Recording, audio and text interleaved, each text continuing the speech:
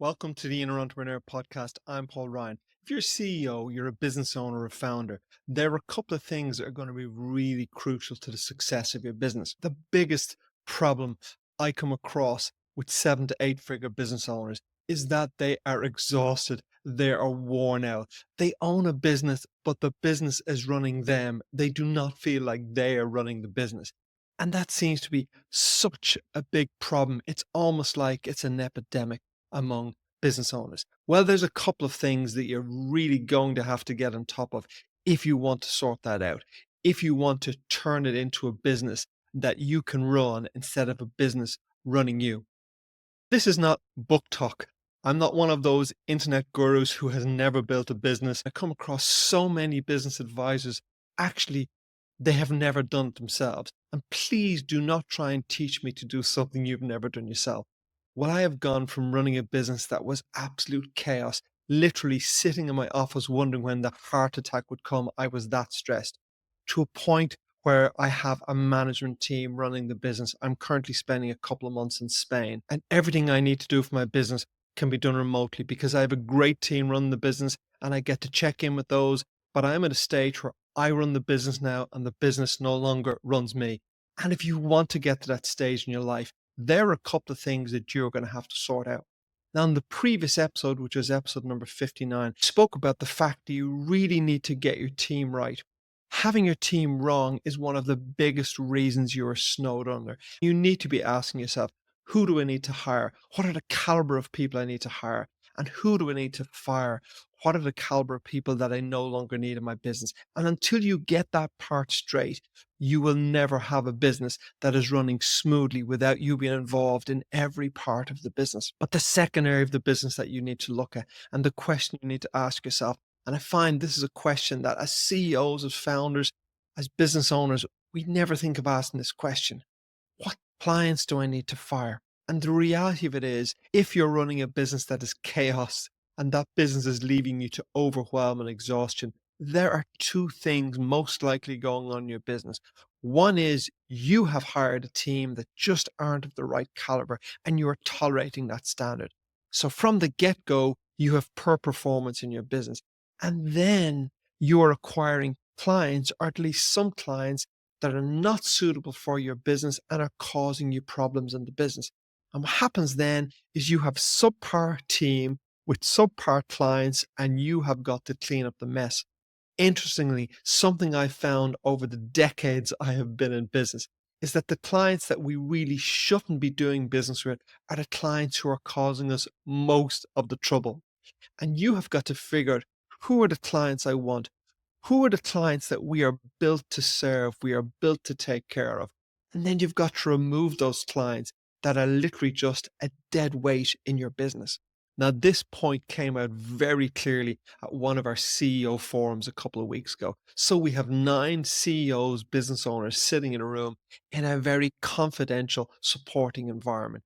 And each will report on how their business is going, how their personal life is going, and how their family is going. So each time we gather, they will do a report. So as we're going around the table, one of our CEOs, and he's a CEO of a 7 figure business, it's maybe 2, 3 million euro business. He has been decades in business. He's a very competent, capable guy.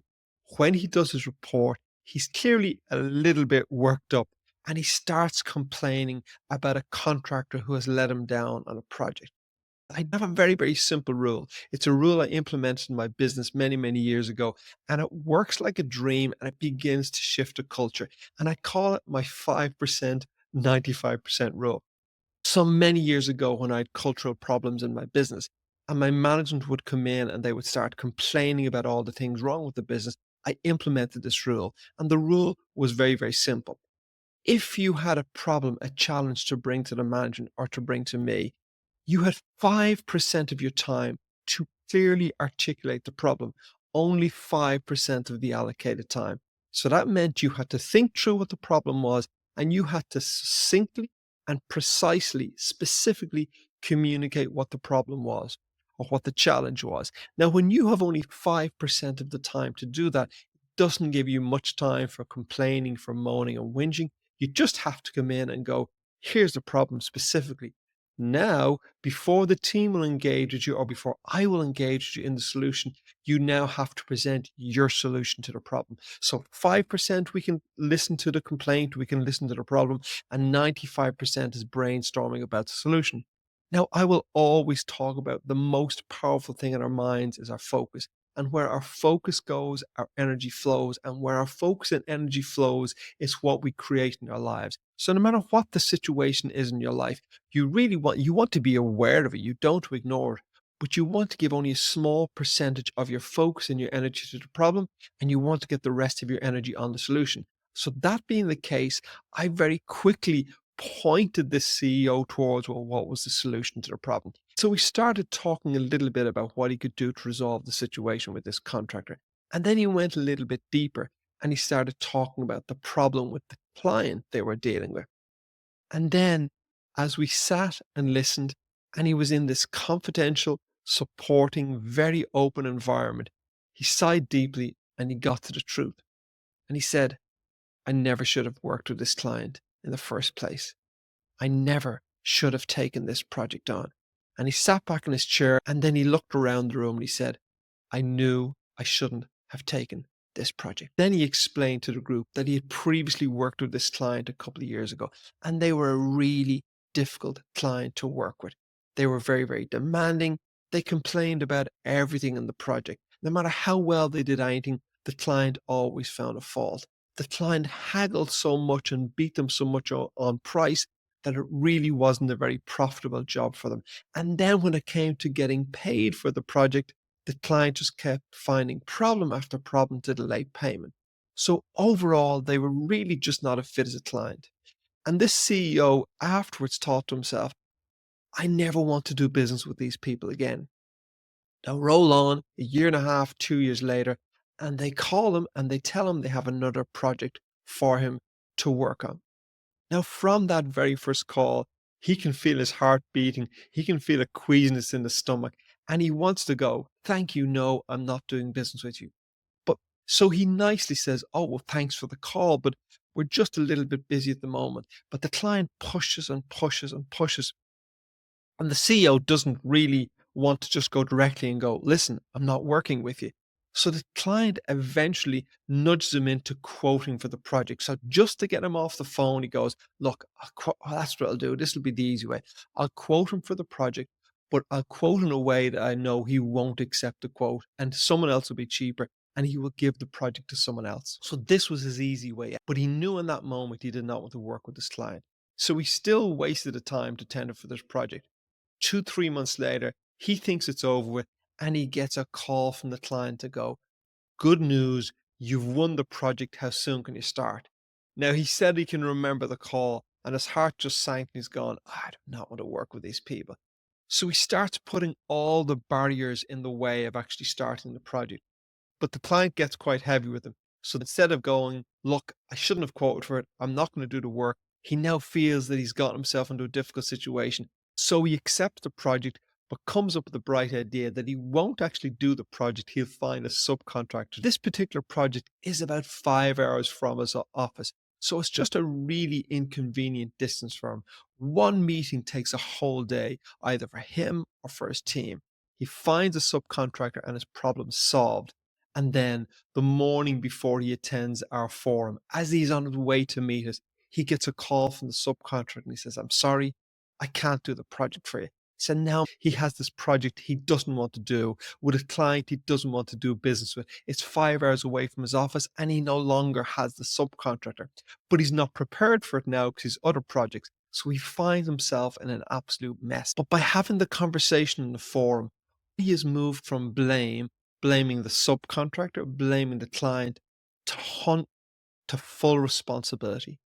And in accepting full responsibility, he realizes that he had a couple of moments along the way where his instinct, his gut was telling him, do not take this project. And he ignored the first one. And he got a second opportunity when the client rang to say, you're going to win the project. He knew then he should have very clearly just stood up, stood his ground and said, no, I'm not doing the work. But he took it on. And now he finds himself in a mess. And unfortunately, he's now committed to do the work. he feels now he's morally obliged to do the work. And I suppose he has tendered for the work. He has told the client he will do the work and he's not going to pull out of it, but he knows it's going to cause chaos. It's going to cause chaos for him personally on the workload he's taking on. His family, his wife are not going to be happy because it's going to take him away from home when he had family obligations that he's not now going to be able to attend to. His team are going to be pissed off at him because they're going to be going, you said you'd never work with these people again. His good clients, his ideal clients are going to be pissed off because he's not going to have the resources for a period of time to look after them as well.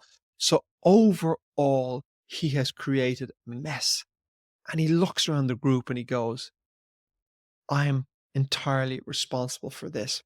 And I'm entirely responsible for this because I simply didn't have the courage to say no. From the get-go, when I took the call, I should have politely and firmly said, we're not tendering for any more projects. Now, the reason he hadn't done that, he admits, is because the client is a little bit of a bully and he knew there would be a difficult conversation. But he knows now if he had just stood up to that and said, let me make this very, very clear. I don't think we are a fit. I respect you run a good business, as do I, but we're not a fit and we're not going to tender for any more projects. I wish you the best. Thank you for calling. Good luck. He could have done that. It would have been a real step up for him. It would have been very difficult, but he would have finished the call in 5 minutes and now he has entered into months of chaos.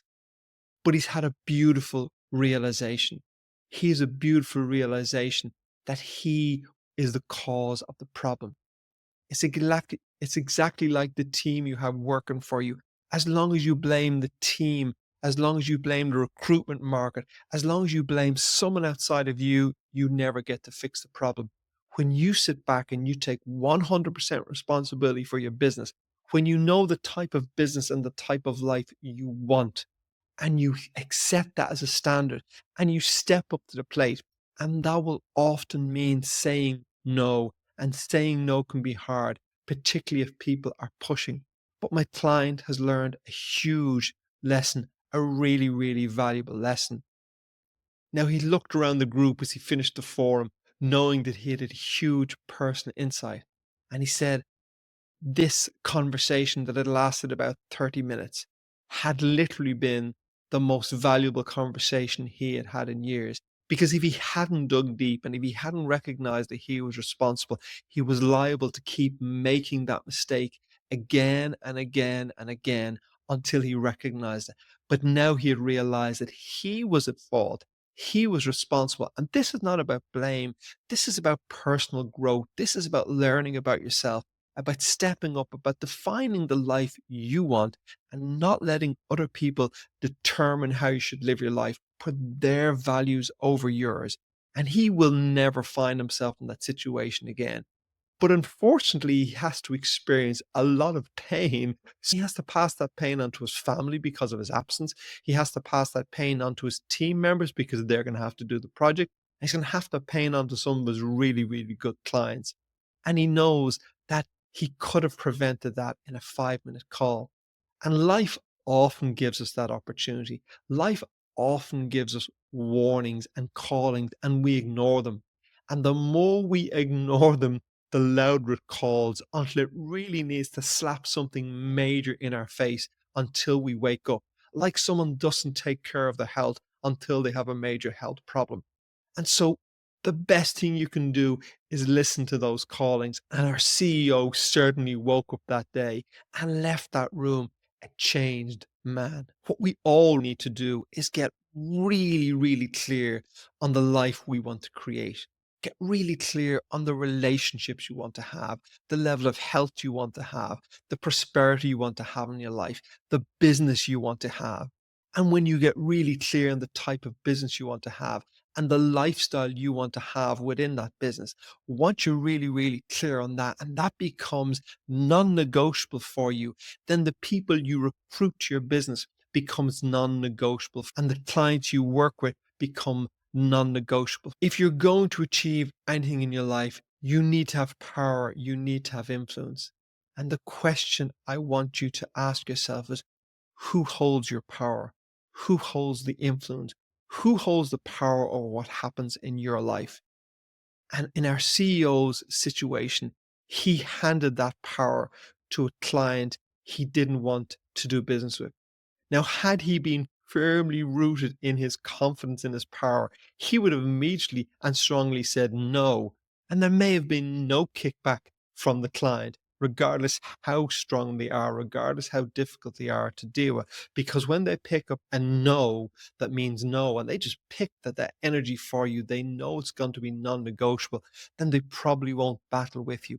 And the CEO realizes that in that moment, he had just had the courage to hold his power and to say no, this mess would have never happened. I want you to think about the people in your life that really shouldn't be there. Now, specifically in your business, you want your team focused on those clients that you are built to serve, that will be the most valuable clients you can have, and where there's a fit between the service you offer and the service they want. You want to find your ideal clients, and you need to have the courage to remove those clients and individuals from your life who are draining you and not serving you. So I will finish this episode by restating 2 points. You need to decide what's the business you want to create. You need to decide how you will live your life, and you need to set that standard. And when it comes to your business, you need to only have the team that reach that standard and only have the clients that reach that standard. This in practice can be a difficult thing to do, but you know what the most difficult part of this is?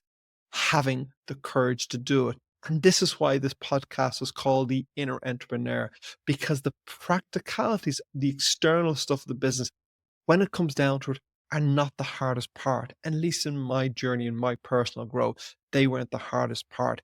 The hardest part was the inner entrepreneur. The hardest part was becoming the person who would set the standards and live the life you want to live. If you enjoyed this episode, please like, subscribe, share it with your friends, make a comment, really helps the show. Until next time, take care.